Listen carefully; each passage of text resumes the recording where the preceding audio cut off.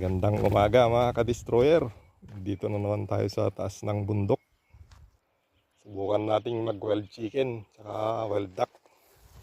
Sama natin itong ka-destroyer natin na kada natin.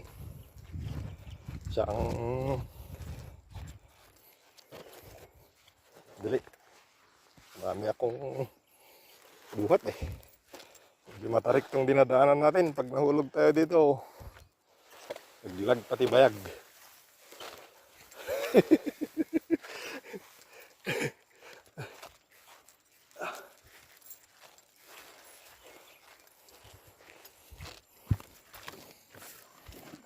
Dali lang mga ka-destroyer.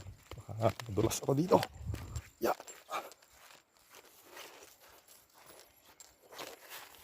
Taas talaga.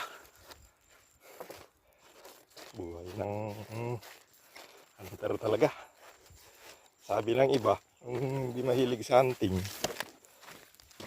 linuloko lang daw natin yung sarili natin. Hindi nila alam na dito tayo masaya kahit walang nahuhuli, basta naghahunting.